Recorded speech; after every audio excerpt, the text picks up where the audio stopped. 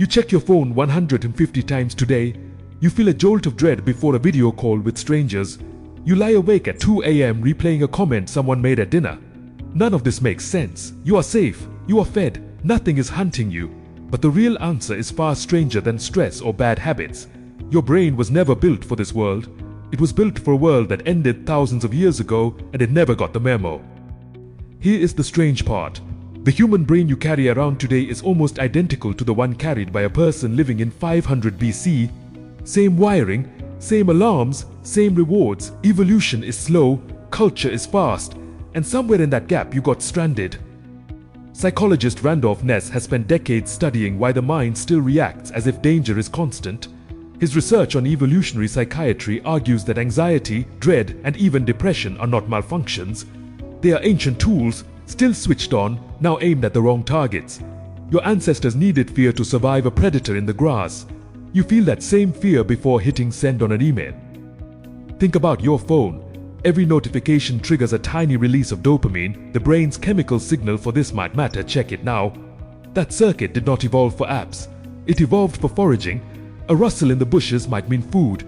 A shift in the herd might mean danger.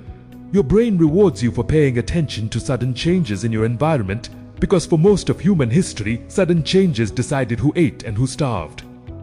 Now that circuit fires for a red notification bubble. Same reward, wrong century. Social anxiety works the same way. Why does a small group of strangers judging you feel like a crisis? Anthropologist Robin Dunbar found that humans evolved in tight social groups of roughly 150 people. Everyone knew everyone. Reputation was survival. If the group turned against you, you lost food, protection, and mates. There was no anonymity. There was no starting over in a new town. Being disliked could be a death sentence. So your brain still treats social rejection like physical danger. A harsh comment online, a joke that didn't land, a group chat that goes quiet. None of it threatens your life, but the ancient alarm doesn't know that. It only knows the pattern. The group is unhappy with you. Respond as if survival is at stake. Here's where it gets stranger. Your body cannot always tell the difference between a real threat and an imagined one. Show it a lion and your heart races. Show it an angry email and your heart races the same way. Cortisol floods your system either way. Sleep suffers either way.